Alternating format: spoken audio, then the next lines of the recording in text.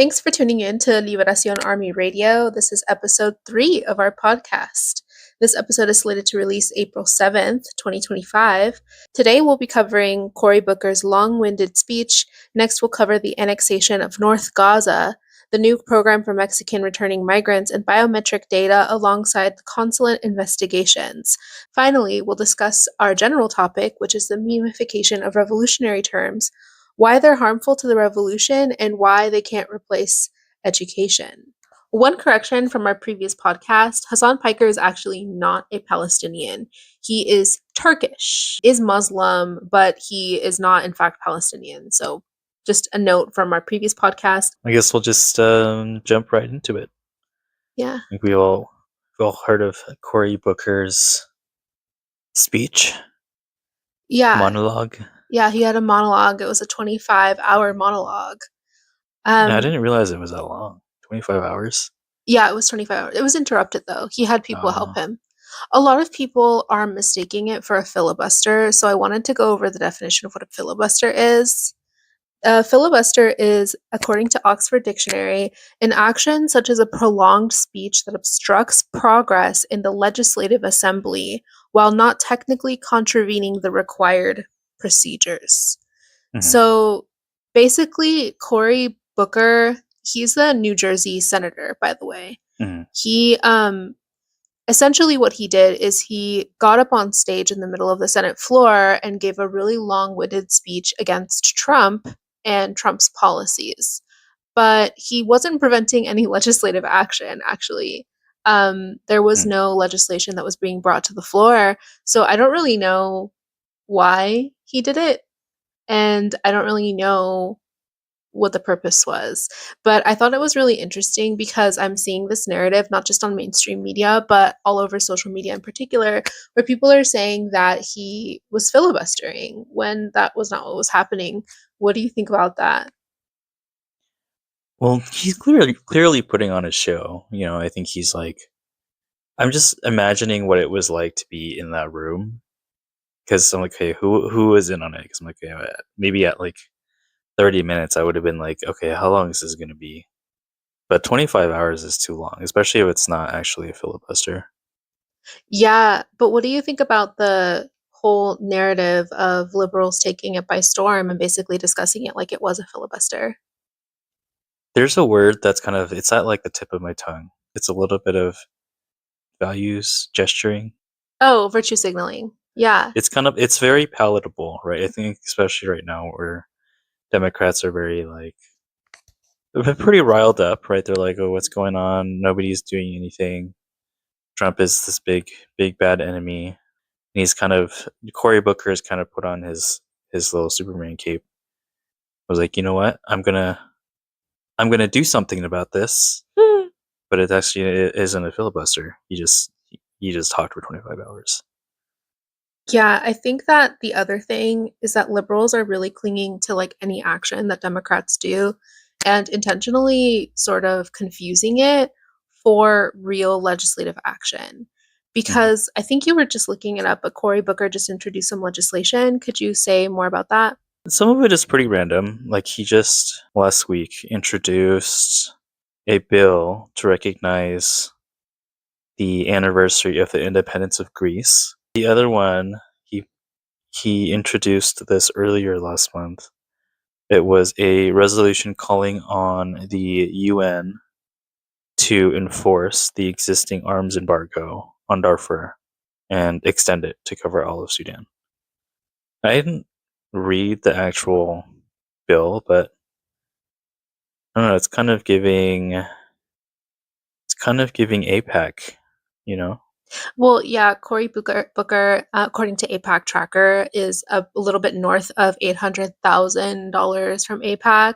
So he's definitely a pro-Israel senator, and I'm pretty sure that he got another senator unseated because of the APAC funding. I don't remember who he was competing against, but I do remember that there was a whole scandal about him essentially being able to receive his Senate seat because of APAC money. So he's pretty explicitly pro-Israel. Che Guevara on TikTok, she posted a video of Cory Booker at an APAC conference, basically talking about how to brainwash African Americans into supporting Israel. It says, Barry has spoken. This is a lot of pressure. The last question.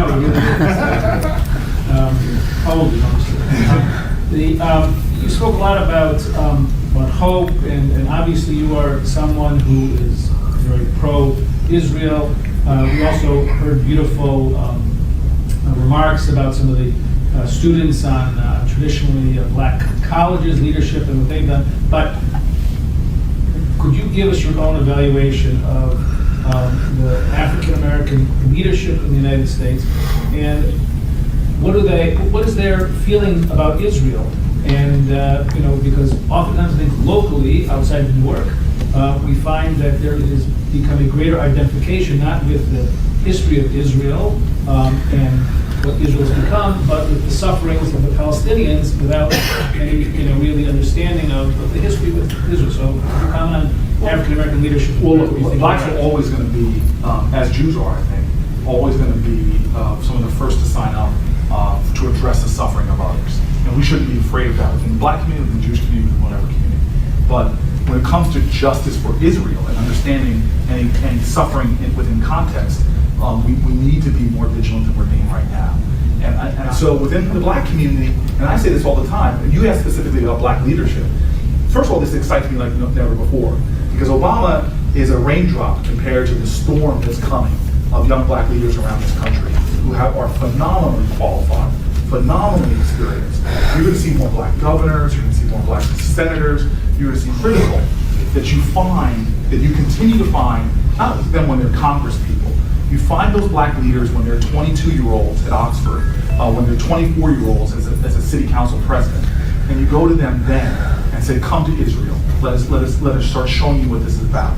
That's what a key mission of AIPAC that must continue, which is finding future leaders, young leaders in America. And I thought that was a pretty interesting video, and I feel like it says a lot about what's going on in mainstream media and like why the narratives are the way that they are for the Democratic Party. It was a pretty predatory video, actually. I had a lot of really like weird feelings about it. Like beyond it being just propaganda, it was just really gross to see. Oh yeah, look at this. Yeah, so he's almost at 900,000. Yeah, he's close to 1 million. They're really calling him Brutal Booker. Yeah. Someone bought by Zionism.com. Yeah. Speaking of, I'm going to talk about Palestine really quickly. So Israel has officially announced that it's going to annex parts of North Gaza. We talked a little bit about this last week during our podcast, but they've had multiple massacres since. Basically, they're killing people by the hundreds, which, to put that in perspective, it's as if the homeless encampments that were here in California were being bombed by essentially bombs that have a small tactical nuclear firepower, but they're not nukes. So I think that's pretty like telling about where we are as an empire. And I really want to also just sort of note here that Israel is able to do this because of American taxpayer dollars. And I read a report earlier this week that Israel is in the top 10 countries for medical care. And their medical care is free. They have universal basic health care. That's crazy. Yeah, and America isn't even in, I think, the top 50. The United States is not in the top 50. I wonder why that is. Why do you think that our government prioritizes the health of Israelis over the health of Americans? I think it has a lot to do with institutionalized racism, because a lot of people view Zionism and the Israeli population as a population that isn't fundamentally white or a white supremacist population, but really they're the brainchild of white supremacists and the narrative of deference politics and a few other different sort of like propaganda pieces around very real atrocities. So the Holocaust was sort of used as a way to justify white supremacists essentially invading Judaism and using Judaism as a cover to create this theocratic ethno state. A lot of people who live in Israel are just white people who aren't theist. They are atheist. They don't believe in God. And they do believe that Israel has the right to exist, though, and that the Jewish people, which of course is a religion, that they were promised Israel. Now, this is a controversial thing to say, but a lot of people believe that Judaism is fundamentally a race, but they're actually getting confused with race versus ethnicity. Ethnicity is a shared culture or a shared language, and it's a little bit more vague than sort of like a race. So, if you can convert into inheriting anything, just by identification, it's obviously a economic tactic to basically justify the colonization of Palestine. So I thought that was interesting, and I think it's still a narrative that's pretty pervasive even online.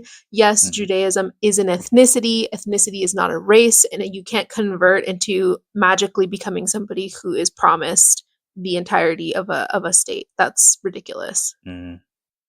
That's a really good point.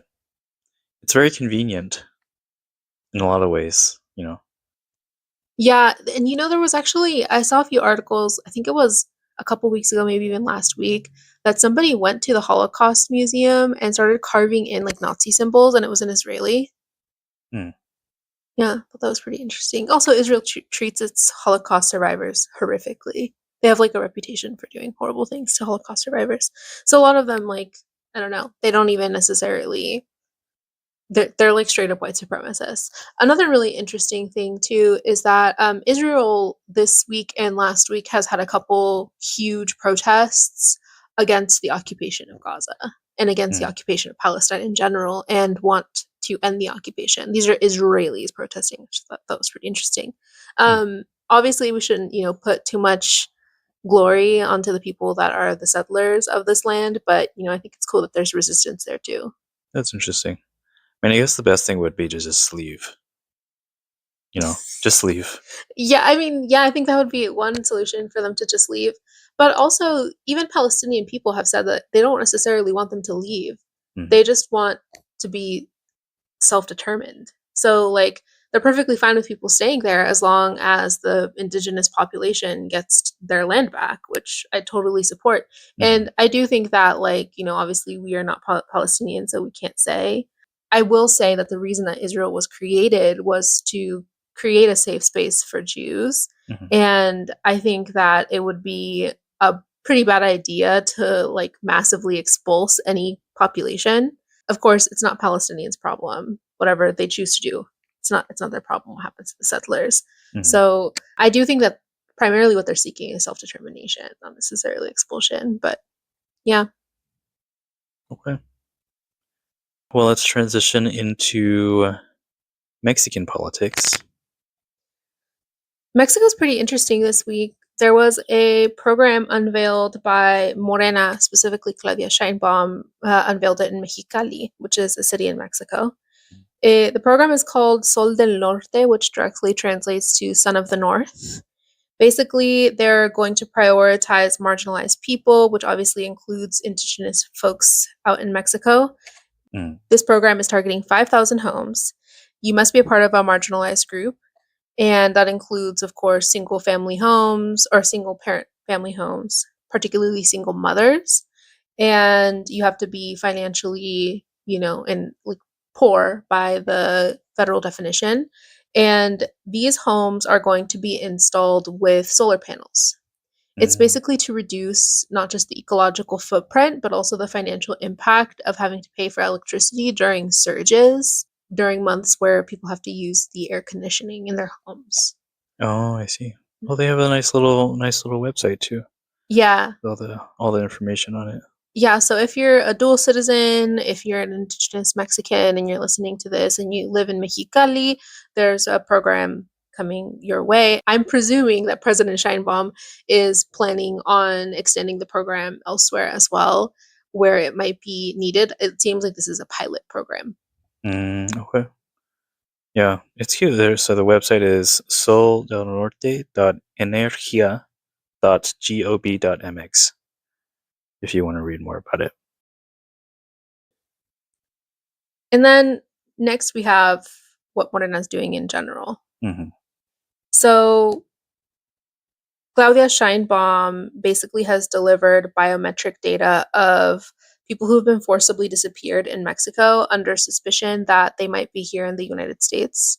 These are, of course, what we know in Mexico as desapariciones forzadas. These are typically carried out by the cartel, oftentimes carried out by government actors in bed with the cartel, and usually are targeting young people or people who might have money.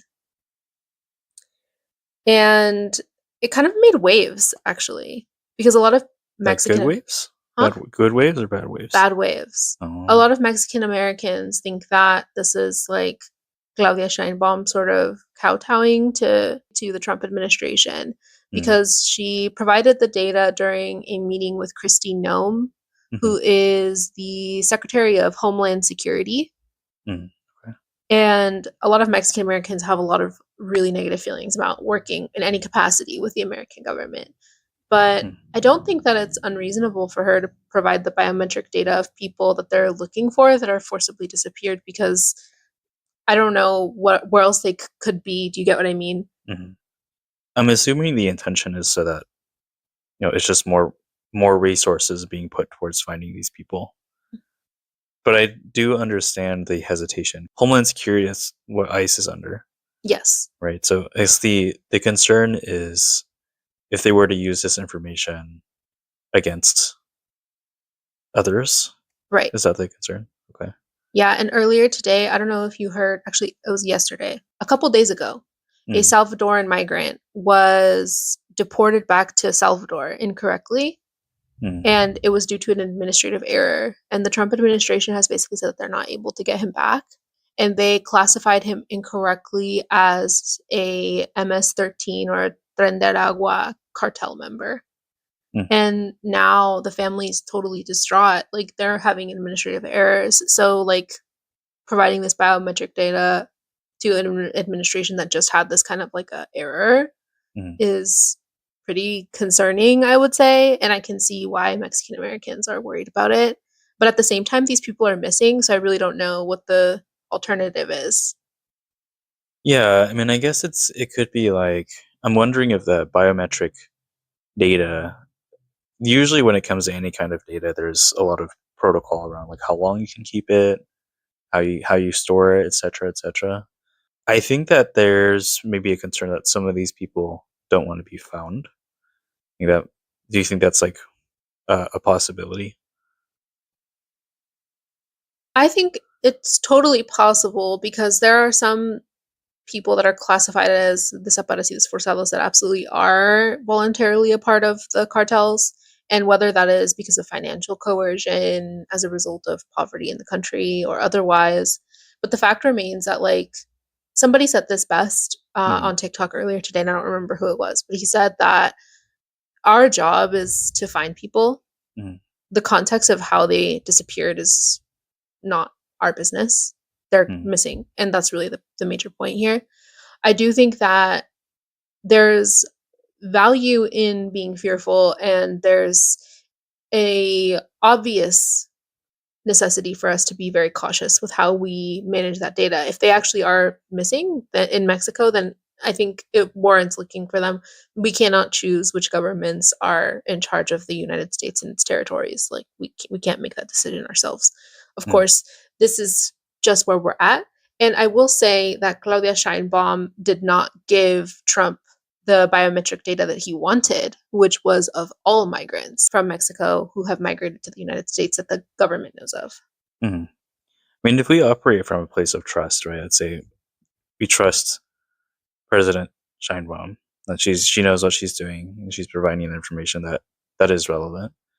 And regardless of us not trusting the U.S. Department of Homeland Security, I think I would feel okay, that she knows what she's doing with all of that. Because I think to some degree she also doesn't trust the U.S. government. So she's pretty calculated in the things that she does. Yeah, actually, that brings up an article that I just published on Substack about Julian Assange and Claudia Sheinbaum. So I don't know if you know this, but Julian Assange received the key to Mexico City on behalf of Claudia Sheinbaum through his father.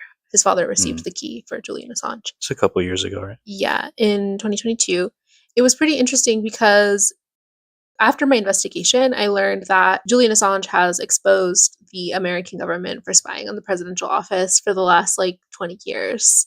So I would say that she probably knows that information, considering that she herself has given Julian Assange a key to the city, but also because it's the implications of why she gave the key to Julian Assange, I think are pretty interesting, and I think would make her really, really acutely aware of what the American government is capable of. Yeah, she's like, thanks, Julian. Here's the key to my city. Yeah, I would give him a key to our city too. Yeah. Good for him for exposing the American government. So the next thing in the Morena Party platform is that they're actually have you heard about what's going on in the Mexican consulates in the United States? No. So the Mexican consulates in the United States have been having a lot of trouble. Will you remember when we were trying to get an appointment? It's really, really hard to get an appointment with a consulate. It really is. And not only is it really hard, there are rumors that certain consulate members have been accepting donations to book your appointment. Oh, donations, huh? Yeah. And also that there have been a variety of appointments that just haven't been accepted, or people won't just literally won't show up to these appointments. Huh. And we're at a time that it's dangerous for this to happen to people.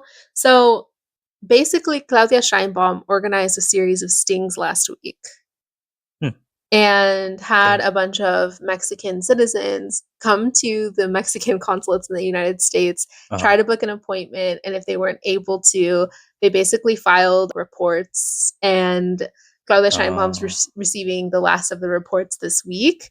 And the other Detective Sheinbaum. Yes. She's right though. It's very difficult to get an appointment, to even navigate the website. It's really challenging, and it's not just really challenging, it's kind of embarrassing, because these are people who are Mexican American or Mexicans, people who you would presume would have a vested interest in helping people out, but they're obviously corrupt, and there's a huge problem with that. So I don't know, I think it's interesting. I thought it landed on my radar, and I thought it was an interesting thing to talk about. Yeah, I mean, I'll be waiting for her findings to see what the deal is, but it is very difficult. I mean, anyone can go onto the website and see how outdated it is. Let's transition into our general topic, which is the memeification of revolutionary terms, why they're harmful, and why they can't replace education. So what does that mean, memeification of the revolution? So first we have to talk about what the revolution is, because I think a lot of people hear the term and they assume that it means something. I've discussed this a little bit on my TikTok, but I think most people kind of tune out because I don't think that people pay attention to certain definitions, and this is one of them. So revolution is the transition from one economic structure into another. It does not mean revolt. It does not mean war. It doesn't mean anything that has to do with violence. Revolutions happen all the time, and they don't require, you to participate in some kind of a violent revolt. It's not necessary. Revolts themselves don't have to be violent. A lot of people think that they do, and a lot of people assume that all revolutions are, bloody and violent, but that's not accurate. It's a very American mindset. Totally is. Yeah. Very Boston Tea Party sort of situation. Very football, Right. Let's hit each other and do things. Yeah. Very, very American. Yes, very American. So revolution can go in either direction politically. It can be more left or it can be more right. A transition into fascism is a fascist revolution. So that can be a revolution. Revolution is not inherently a positive term. It's a neutral term. So a revolt, of course, is the catalyst action that causes a revolution. And these revolts typically take place in a way that is violent, and they are typically characterized as violent, but revolts aren't required for the revolution to take place either. Revolutions can happen electorally, which is what we saw happen in Mexico, actually, during the transition of the 100-year dictatorship of the PRI and the PAN into the anti-neoliberal government, which is Morena. Morena is explicitly anti-neoliberal. And we also saw the revolution here in the United States during the founding of the United States, where it transitioned from a socialist, indigenous setup into a fascist, capitalist setup. Okay. That is also a revolution. Are revolts, would you say those are like moments in time? I would say that they're phenomena and that they typically are events. But they are not necessarily characterized by moments because they can be electoral. So meaning they can take a long time. And they can be, a revolt can be a variety of things. It can also be a physical altercation. Absolutely. It can involve war or warlike sort of conflict.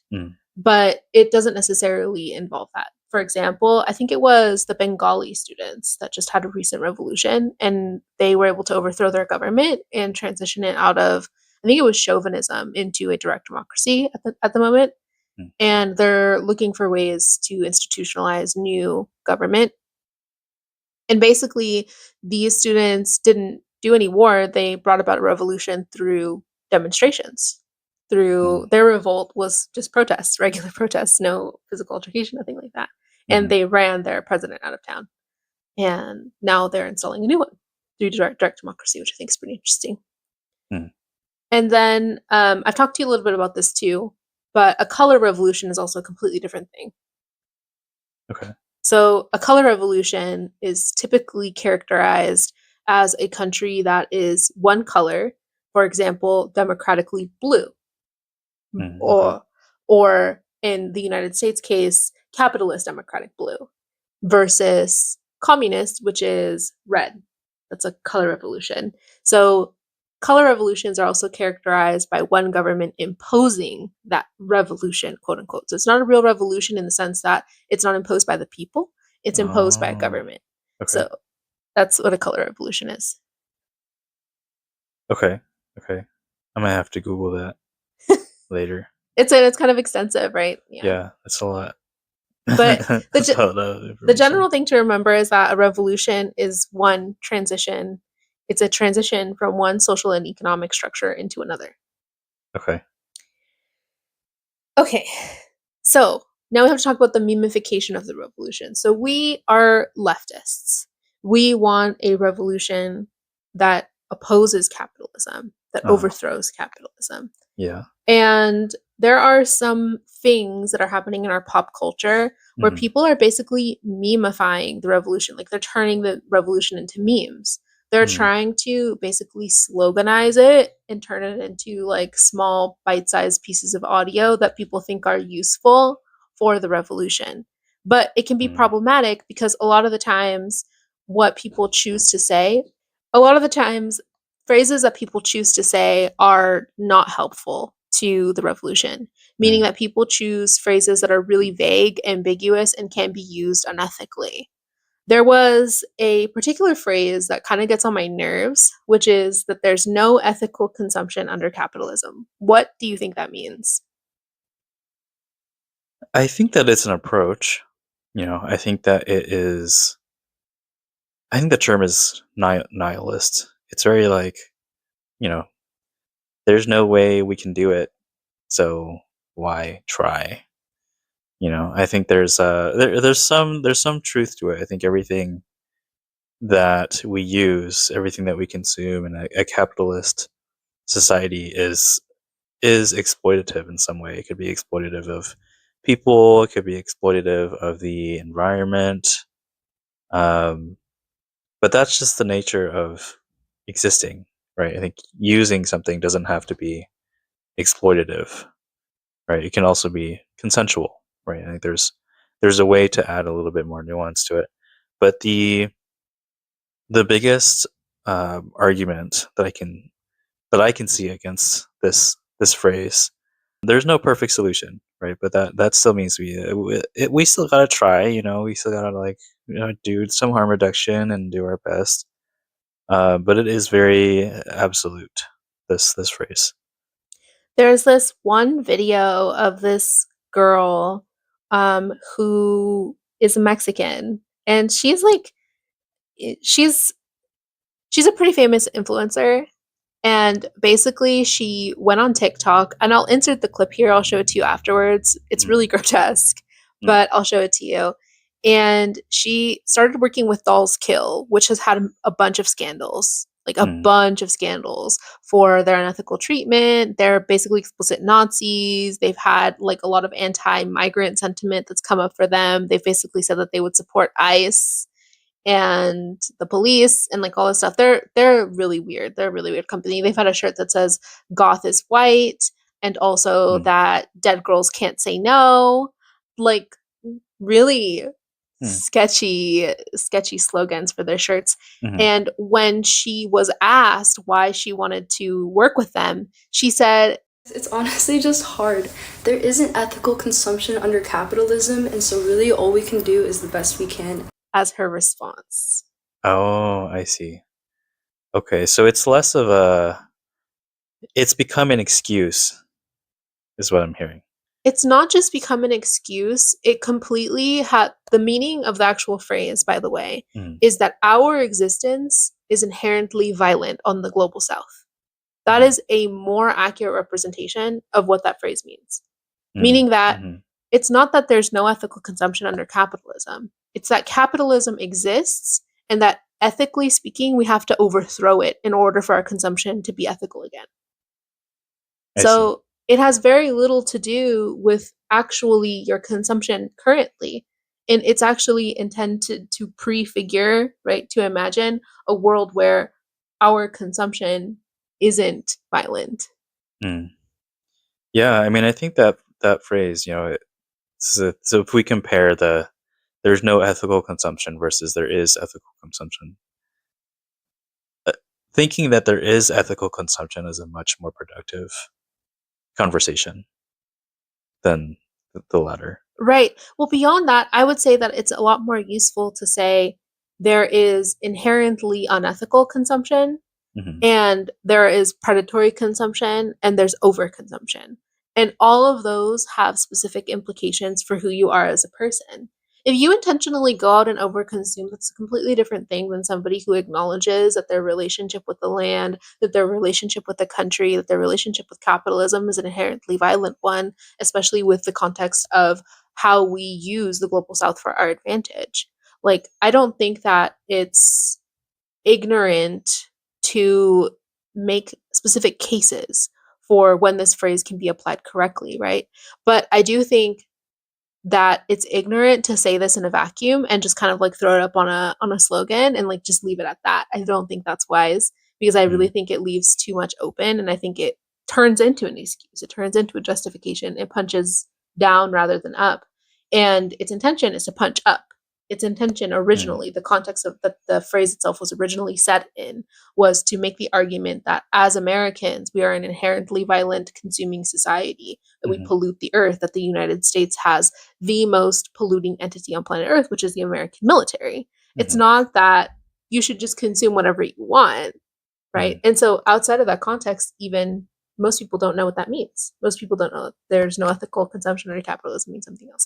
So I think that's one of the phrases that is one of my pet peeves. Another one is existence is resistance. Oh my god, I love that one so much. It's so funny.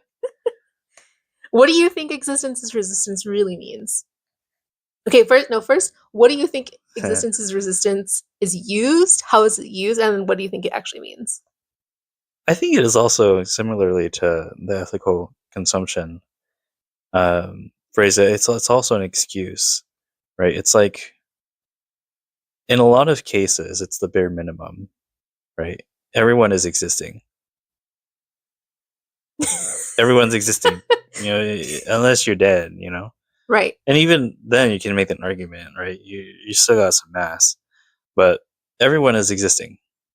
Well, our But friend that doesn't mean everyone is resisting. exactly. Like, is being in the closet resistance?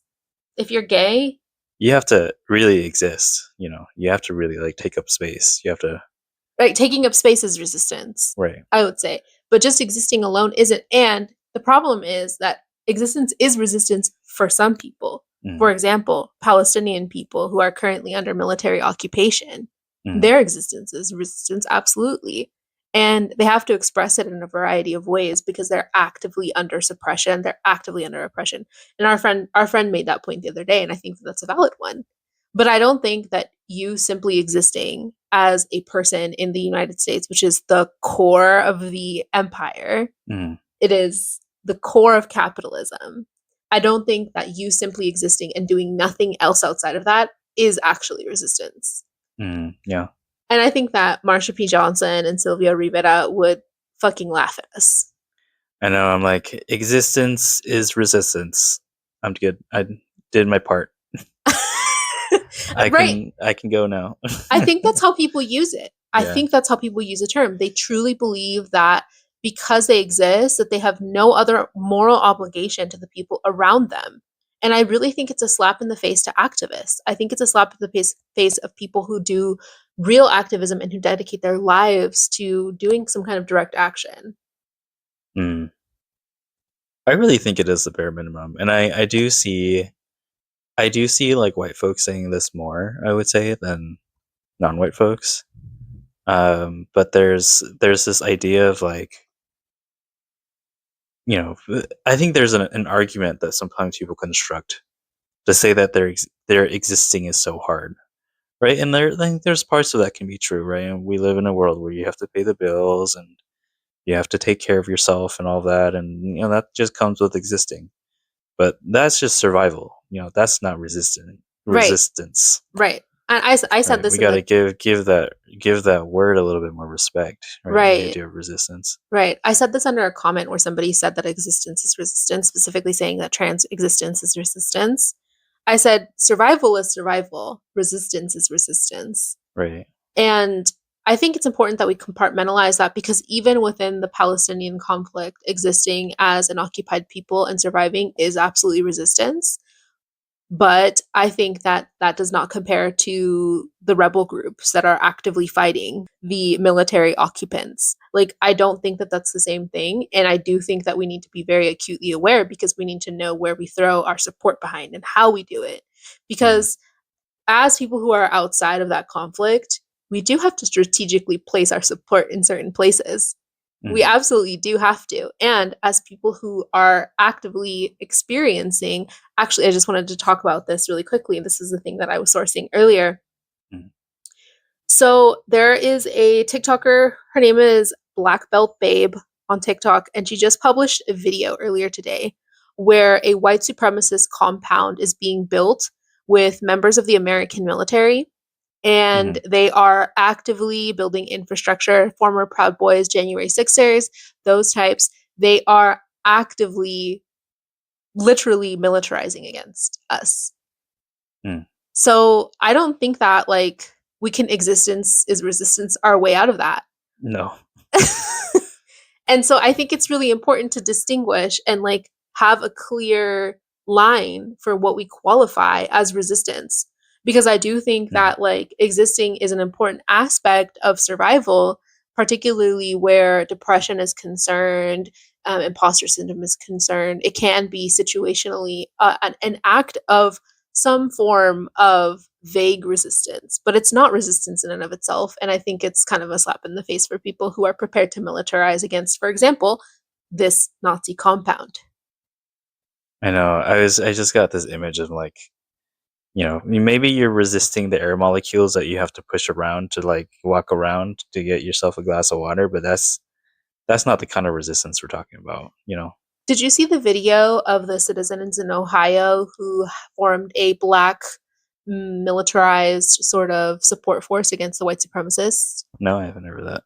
Oh my gosh, it's so interesting. I'll insert a clip. Okay. These are civilians, members of the Lincoln Heights Safety and Watch Program. It's a duty. Okay, let's go. The duty? Protecting their neighborhood, the majority black village of Lincoln Heights, Ohio. After neo-Nazis held a rally here last month, carrying rifles, waving swastikas, and hurling racial slurs, just moments before children were let out of school. In this video. Yeah. So they formed a whole resistance group like against these racists, and they kind of are following in the footsteps of the Black Panther Party for Self-Defense, which of course was an armed self-defense group that specifically patrolled the police. That was what they did. They patrolled the patrols, and they resisted by basically ensuring that anytime that an armed officer came near a black person or any person of color, they had the physical means to defend themselves, which included physical arms. So, yeah, I just think that in the context of saying self-care is resistance or existence is resistance, I just think that we need to be really clear about what resistance is, which brings me to the final phrase, which is self-care is resistance. I don't know. I don't like it. Self-care is self-care. You kind of have to do it. If you don't do it, you're gonna die. Right. Self-care is like necessary, Right. and rest is necessary, which is another phrase that people like to use. Rest is resistance. I do understand where that's coming from, particularly when certain marginalized groups in the United States use it, especially like Black folks in the United States, because I think that they have a history of being exploited for, and specifically for not being given rest. I think that means something very different than when a white person says that rest is resistance.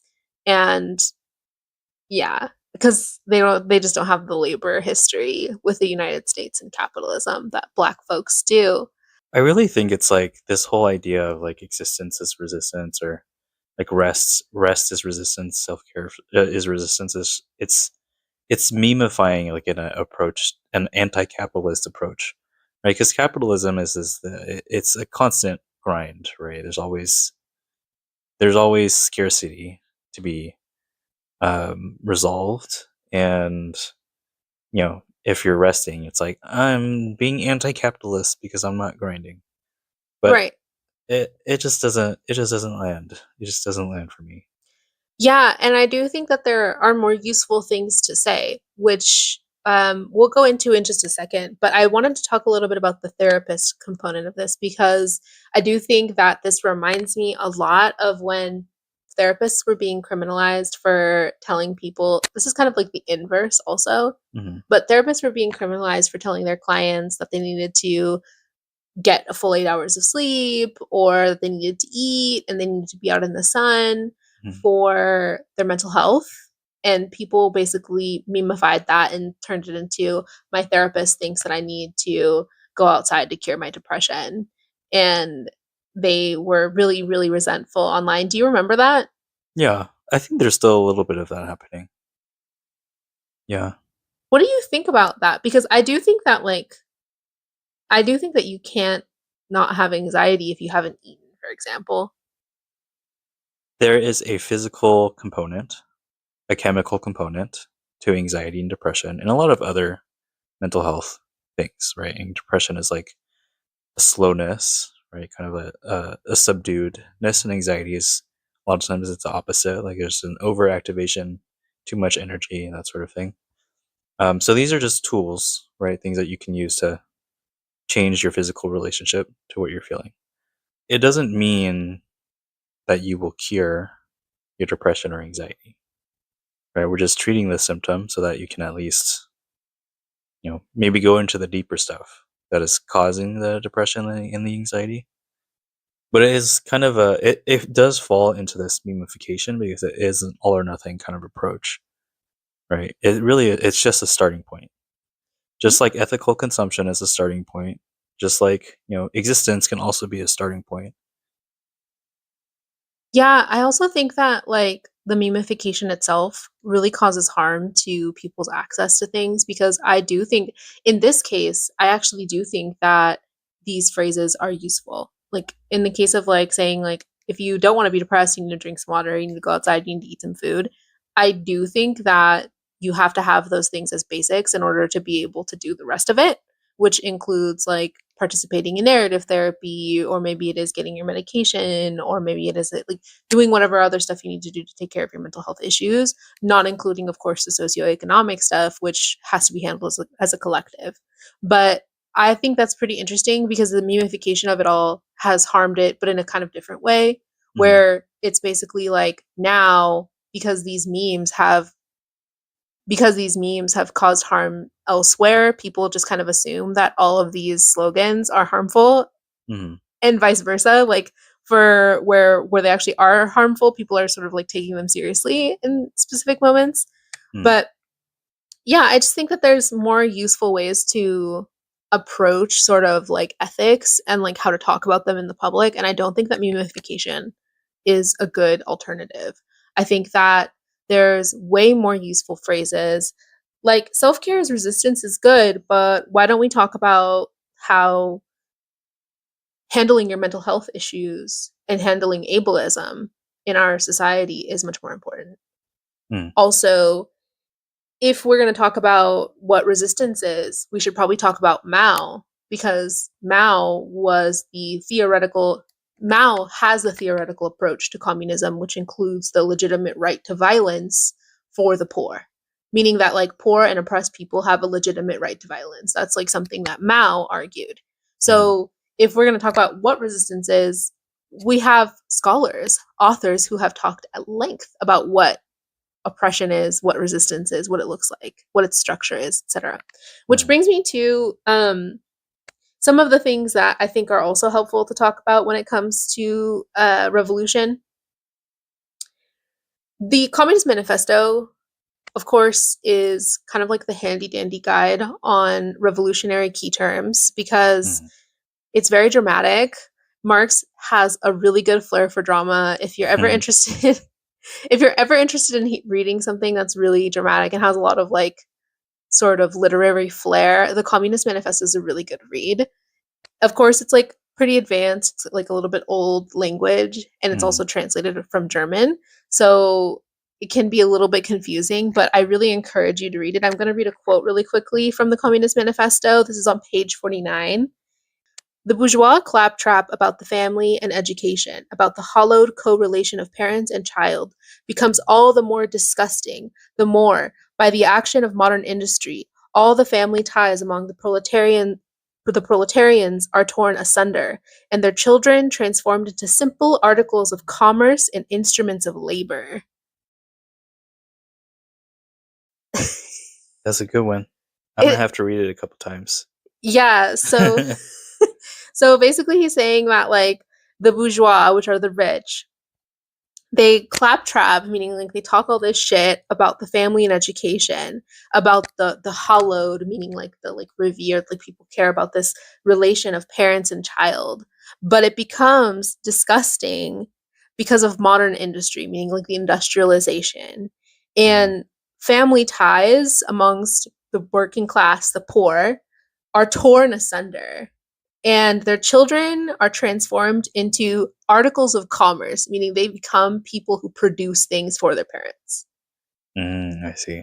That the parents are using their children as the means of production and instruments of labor. So he's basically like the family that the rich are always talking about. This is what modern industry does to them. This is what capitalism does to them. Yeah. So if you want to read some dramatic.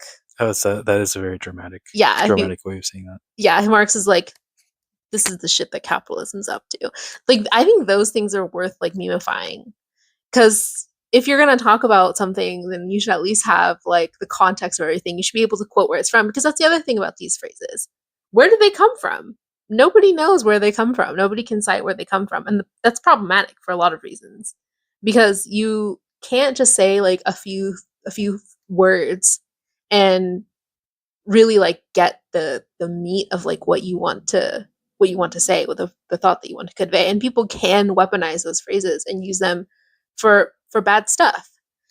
So I would listen to a 25-hour monologue by Marx. Yeah, way better than Cory Booker. Oh yeah. Marx is also notoriously, Marx is like not a people person. he does not like people. So he would like be like this crabby little hermit, just like talking about the modern industry. He also wrote for the New York Post from Germany, I think, from Europe. So there's a few of his articles also that are pretty dramatic, that are pretty interesting, that have a lot of like, you know, sort of journalistic flair. So yeah, if you're ever interested in checking them out, they're pretty funny. They're pretty interesting. So I wanted to talk a little bit also about what high risk activism is versus like the memeification of the revolution, because I do think that like what we're missing here is that people who are engaged in real revolutionary activities, in very dangerous revolutionary activities, are really being sort of pushed out from a lot of pop culture narratives because of the memeification of the revolution. Do you get what I mean? Like, Yeah. It's hard for people to imagine a world where they're participating in activism that might not necessarily be safe for them. Because a lot of these phrases sort of illustrate to me that people are afraid and that the simple act of existence is good enough for them. And it sort of removes the onus for them to resist the empire. The guerrillas of Salvador, these were some women who were very, very involved in military altercations against their government because they were experiencing a bunch of desapariciones forzadas, and they were engaged in combat with the oppressive Salvadorian state. So they were in the 1980s, and it was thousands of Salvadorian women. And they were under a group called the Faramundo Marti Nacional Liberación Front, or the FMLN. And the study found Jocelyn S. Viterna. It was on chapter 9, and the chapter is called Women's Mobilization into the Salvadoran Guerrilla Army. Basically, what they found is that women who were discouraged verbally from participating in revolutionary high-risk activity, not disencouraged from doing it. And that basically the only thing that could stop them was if members of their family were not going to support them in childcare. And that was the only reason that they wouldn't engage in military sort of armed conflict against the state, the Salvadoran state. The point that I'm really trying to make here is that they joined this high-risk militant group, and they were successful in their endeavors. And as a result, they were able to achieve a lot of concessions. But basically, these groups, these high-risk groups, they're becoming less and less popular in conversations every day. They're becoming less and less accessible to average people because people are afraid of military conflict. Like the 1980s was not that long ago. And I don't think anybody really knows about them. Another group that a lot of people don't know about that is actually still active is the Zapatistas, which is ELZN for short. And they've been active since the 1940s during the Porra movement and Emiliano Zapata. And basically, they are a woman-led coalition. They currently are armed and actively engaged in armed resistance against the Mexican state, as well as the cartels in Oaxaca and Chiapas in particular. The grietas in particular are the women who are armed in these sort of revolutionary groups. They are also explicitly anarchists, meaning they don't believe in statehood and they don't believe in collaborating with any hierarchical force. The revolution has been memeified to the point where these groups, people aren't talking about them because people are too scared to actually potentially engage with what it might mean that there's groups that are physically involved in confronting the state. I feel like they're kind of portrayed as these like extremist groups, right? It's like you got a choice between existing or extremist, right? But the consequence of that is, how are we going to handle this military compound of Nazis that's being founded in Tennessee? Right. They do have military training. They're a group of veterans and active military combatants, as well as January 6ers, people who are absolutely prepared in engaging with other people. They have seen death firsthand. They've engaged in military conflicts firsthand. They know what to do in armed conflict. So I just don't think that Americans are really like living in reality a lot of times, because they don't understand that like Trump's people, you know, you have like your regular run of the mill Republicans. Those people are not people that we have to worry about. What we have to worry about are Elon Musk's people, the Right. people on the far right, the people who are actively being sort of turned on, The shameless ones.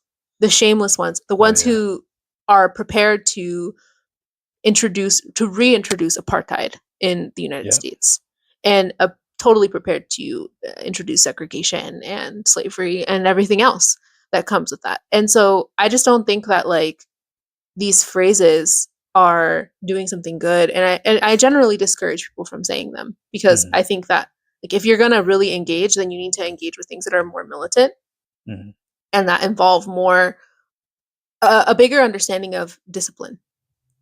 People who say like existence is resistance want to resist, but they're taking the easiest route that they feel like they can take to do that resistance, quote unquote.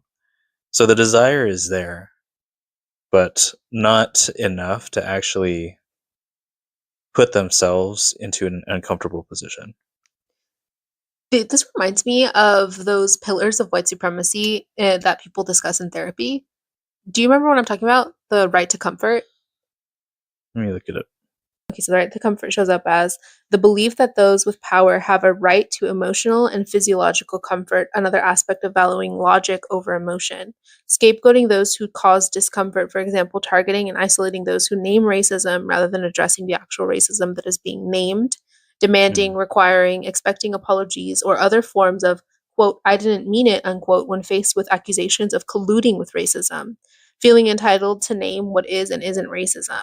Feeling entitled to dictate how racism should and shouldn't be named. Demanding that those naming racism must be calm and logical, while those protesting its naming can be angry and illogical. White people, or those with dominant identities, equating individual acts of unfairness with systemic racism or other forms of oppression. I see. So really, like what I think about this is that this is like a The classic right to comfort. Yeah, it's a classic case of white supremacy, actually. Like people, Americans who are like, existence is resistance. Like, what does that say about the global South? I was going to say this is very American exceptionalism. Yeah, really, really heavy on like them saying basically that like anything that they do is resistance. But then like, what does that mean for the Salvadorian guerrillas? Like, what would we say to them? What would we say to the Zapatistas who are engaged in military conflict with the cartel? Like, how could we like face them with no shame?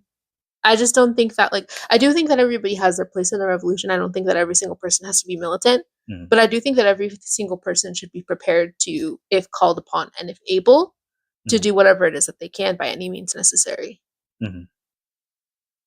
Because there's a fucking whole literal enclave of militarized white supremacists right now in Tennessee. Like, given that the United States is starting to really, really collapse under fascism, we really don't know what's coming I know. next. You'll have to be ready. There's going to be, it's like, how long do you want to exist, resist for? Yeah, and It's only gonna last you so long. And the other reason this is coming up for me, so I posted a video recently where people were saying that they were going to flee the Trump administration. And I was saying that you're not safe if you leave, because I don't think people understand that the American capitalist institution is connected to the entire world. Not only is it connected to the entire world, the implications that it has for climate, the implications that it has for migration, and for American citizens going elsewhere acting like refugees. I don't think Americans are prepared to act like refugees abroad. No, Americans want to be comfortable, and it's getting uncomfortable. Liberals are getting uncomfortable being in America, so like, well, let me leave so I can go be comfortable somewhere else. But that's not how it works. It's not just that. They're gentrifying the global South as it stands. And that's just one issue. Generally, what my point is that the collapse of the American empire really means that average people are not going to be able to get out of the country. First of all, that means that like if you leave to try to protect yourself and your rights, you're going to have a direct impact in concentrating the amount of bigots in one location. Like, totally. which means that like you're basically guaranteeing that the fascism is going to become accelerated. And I think that's pretty interesting considering that like most people in the global south obviously don't have that privilege, but also what it means for the domestic population who is vulnerable and marginalized. Like I have a few friends that are not physically able to move at all. I don't know what people think is going to happen to their relatives that are not physically mobile under those kinds of conditions. But beyond that, I also think that like people think that leaving the country is going to like help them escape fascism when it actually guarantees fascism is not going to stay concentrated where they are. Because the other thing is that like refugee status is not easy to attain. It's actually like super challenging, and it's also not guaranteed that you'll have it permanently. So like it's not like you're gonna like leave and become a citizen of a country that you choose. And I said this in my video as well. Like, what if that country, that respective country, is, for example, Muslim and is homophobic or transphobic? How will Americans deal with that? I just like don't foresee them being prepared to participate in other cultures, especially cultures of color or marginalized cultures, which are countries that typically accept refugees. I just don't know how they're going to participate in those cultures and be reasonable. I think people are like, they're seeing that, okay, we actually have to resist now. Existing is not enough. But some people are approaching it as like, okay, well, I just want to exist because existing is resisting. So let me go do that somewhere else. The point is that a lot of these people are trying to basically leave under the Trump administration, and they're trying to escape the potential impending fascism. And I don't think that I don't think that they're prepared for what's on the other side. And I also don't think that they fully understand that this fascism is not going to be concentrated in the United States. It's going to affect every single country. If they go to a Western country, those countries have also moved to the right. We have Marine Le Pen and her brain children that are basically being brought up in the French government. We have Greece, which has an alt-right party that is currently developing and currently taking more and more power. We also have the AfD in Germany and a variety of other far-right parties taking a political foothold all over Europe in general. That's just for American allies. Japan also is backsliding in terms of right-wing politics. And for the global south, we have countries that might even be complicit with the United States. They might choose to ally themselves with the United States in the potential collapse of American capitalism because they might view that as a potential gain for them. And we really don't know what those countries are going to do when push comes to shove. And if you are a refugee of any of those countries that I just named, any of them that incidentally choose to ally themselves with the United States, countries that are already allied with the United States, countries that might not accept you for an American, as an American person, for what your people have done to the global south. I just think that, you can't meme your way out of that. You can't existence is resistance your way out of that. And by that point, it'll be really challenging for you to return. It'll also be challenging for you to be able to choose what country you go to. There's just a variety of problems with potentially leaving the United States. And I don't think a lot of Americans are thinking about that. And thanks for tuning in to Liberación Army Radio. This was episode 3 of our podcast. This episode, again, is slated to release on April 7th, 2025. We covered Cory Booker's speech, the annexation of North Gaza, programs in Mexico, as well as the memeification of the revolution and why it was harmful. Thank you so much for tuning in. Thanks for tuning into our podcast.